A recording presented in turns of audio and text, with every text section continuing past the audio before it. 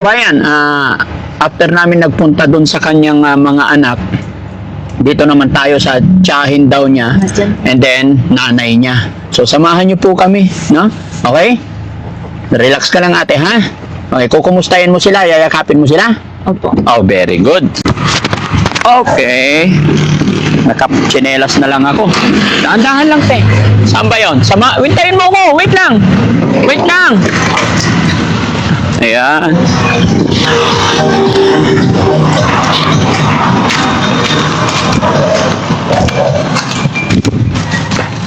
Sino dito? Tiyahin mo? Ha? Ito yung duyan mo. Palitan na lang natin. Oo. Bibili na lang tayong bago. Halika. So, okay na dito. Akala ko may tita ka dito. Hindi po dyan, nandun si mama ko. Ha? O, sa mama mo na lang. Sige po. Anong sabihin natin kay mama?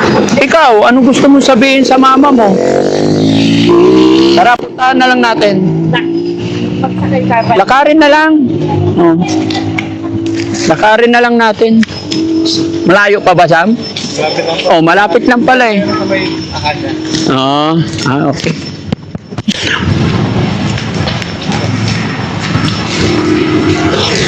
Dito ka sa gilid. Hello po. Dito ka sa gilid dati. Kinuha pala ni mami yung video. Hello po.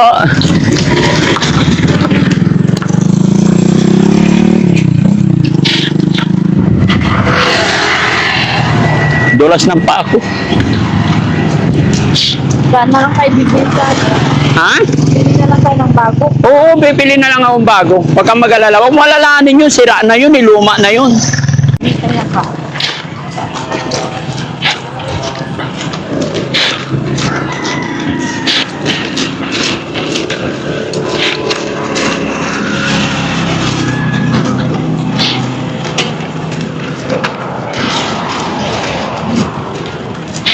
Saan ang bahay ng nanay mo?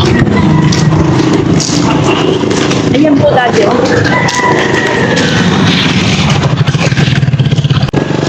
May tubig eh. Ha? Tayo ba ba? Diyan tayo dadaan? Dito. Kaya? Hindi ba tayo lulubog dyan? Ay, doon natin oh. Meron, sa kabila. Dito. Halika.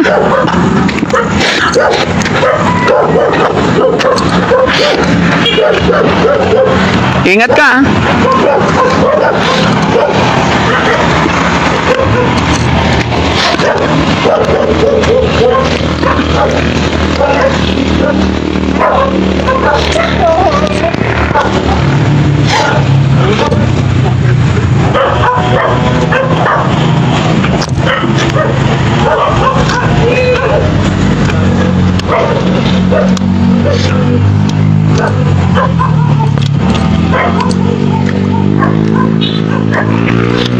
Mauna ka, ate.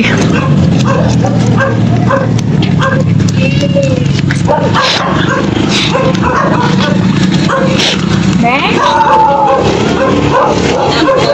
Nagkong tayo ikaw nin mangipin? Ikay na nga nagkong tayo ikaw? Ang pala?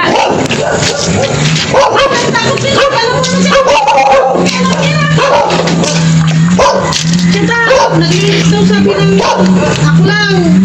Hello po, Nay. Magandang hapon po. Sabi mo po ito pa ni Payagat. Tingnan mo. Pasya po. Polka. Polka. Ang mga kapal. Polka. Polka. Di ba't kami sa Alaminos? Polka. Narata mo sa kaya. Nandi ka 15 mil ang biyak. Ay, dito ka. Okay lang. Ay. Magandang hapon, Nay.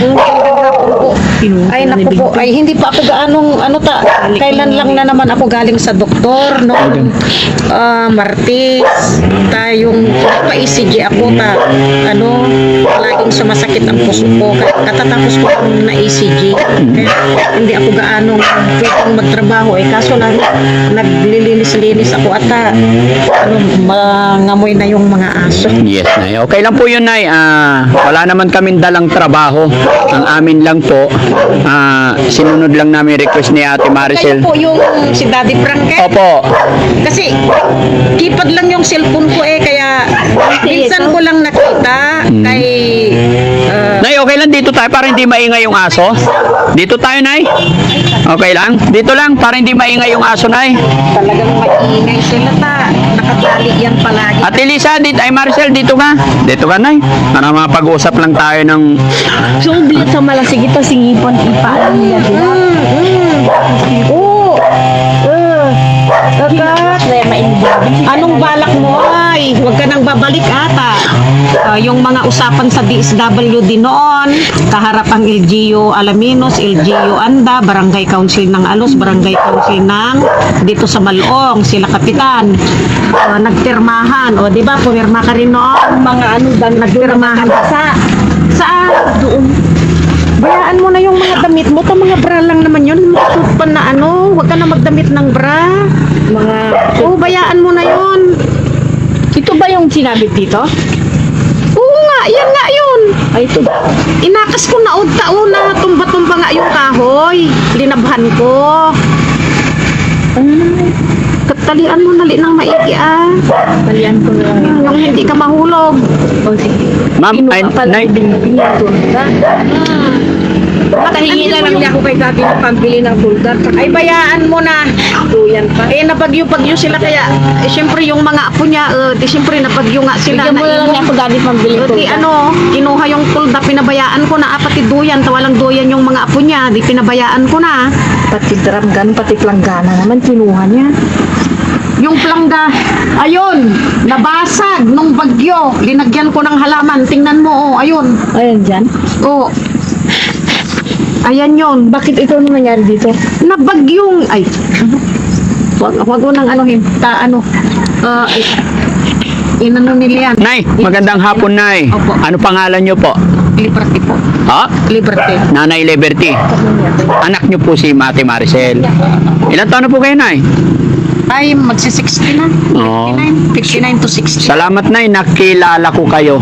Daddy Frankie po. Salamat at na-meet ko kayo. Salamat po. Yan. Ngayon ko lang kayo para, kasi nung pumunta sila dito Ate Isang, nagkataon na brown out ang dilim. Kaya Opo. hindi ko kayo gaanong nakita dahil malabo na po yung mata ko gawa ng diabetes ko. 16 years na akong diabetes kaya malakas na yung pagkapingi ko. Mm-mm. Kung nakainom ako ng gamot, sos, talagang parang bubuyog. Opo. Tapos pero pag ano na, lumampas na yung 30 minutes ganon, okay na yung tenga Okay ko. na. Pero yung mata ko talagang malabo na. Talagang hindi niyo ako makikita, Nay, kasi hindi yata ako kasama nun. Nakita kita doon. Nakita niyo ako doon? Oo, nagpasalamat po kayo doon sa cellphone ni Ate Isang. Ay, ganon. Sa true video call. Opo. Alam ko na. Nung nag-uusap tayo, nung nandun kayo sa police station. Oo, hinanap ko to ta. Kako, baka, ay, ba't hindi dumating kako? Ito, yung nangungupahan naman dyan, no? Sabi niya, may kumuha sa kanya, kaya pinahanap ko ta. May nangyari noon, ito, kung nabasa nyo yung ano na ni-rape, sinaksak, pinatay, tinapon sa may ilog, palutang-lutang. Doon kami natakot. Ay, baka kako, baka yung nangloko sa kanya, kako, kat iba naman kayo po. No. Pero ngayon, Nay, panatag na po ang Ay, loob niyo. panatag na po nung nakapag-usap tayo doon sa video call Opo. noon. Panatag na yung ano ko, panatag na yung kaisipan ko. Noon lang nung kasasabi nilang nawala siya. Ilang beses tong nawala eh. Opo. May nawala siya doon sa harap ng munisipyo. Opo. Kasama niya yung kapatid kong yan, si Ross. Nawala yan ng 11 months. Opo. Nung nahanap ko siya, ang laki ng tiyan, mga nganak na sa panganay niya. hindi man lang ipinunta dito ng asawa niya noon. Nung nakita ko siya, 2 linggo na lang. So, ibig sabihin na nag-asawa siya noon, hindi nyo alam? Opo. Opo talaga na may nakakita sa kanya na isang pulis din. Awa. Sabi niya, puntahan mo nga doon sa lugar na ganito, auntie, sabi niya. O di, pinuntahan ko, nagpasama ako sa mga CPO. Opo. O di, nahanap ko naman, mga nganak na. Tinakbuhan pa ako, nagtago sa may kawayan. Sabi ko, huwag kang magtago.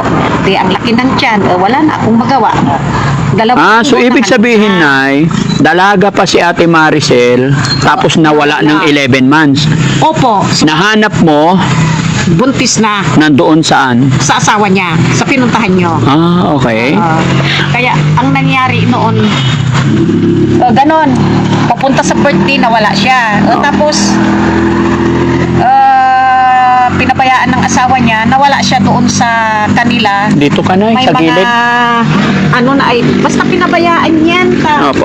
Palagi ilang beses kaming nagharap-harap sa mga LGU. mga Bakit po kayo naghaharap-harap sa LGU? Ano po naging problema noon? Yung asawa niya po, talagang ayaw na niyang tanggapin. Ilang beses niyang dinala yata doon sa kanila, sa bahay nila. Ayaw na siyang tanggapin. Kaya, ang nangyari, nagharap ilang beses kaming nagharap-harap Oo. sa hanggang sa kaharap na namin yung asawa niya doon sa DSWD Alaminos. Talagang ibinalik as in ibinalik, isinauli sa akin. Sinauli. Pumirma na rin ako, pero hindi naman po sila kasal. Hindi sila kasal. Pero nagkaanak sila ng 4. Ang sabi niya sa akin, border silang si Maricel, hindi niya asawa. Sabi ko naman, kung hindi mo asawa, bakit ang dami ng anak nyo? Opo. Kung hindi mo asawa, ang sagot, hindi sila kasal. O siyempre wala po ako magawa doon, talagang hindi sila kasal. Pero bakit nagkaanak sila ng 4? Talagang nagsama ang mga ito, nag-live-in. Nag-live-in talaga sila. Gaano sila katagal nag-live-in? Teka po, kabilangan ko po. Ilang taon na si 22 si Making. Nagtatrabaho saan mo, Kapitang? Teka, 22. Nagsama sila ng 14 years? 13 to 14 years po. Sila Kasi nagsama. naghiwalay na sila nung birthday na ng mga anak mo, yung tatlo. 16 na si Mariano sa 25 ng September. Yung isa September 20, yung isa September 21, yung tatlong dalaga po. Kaya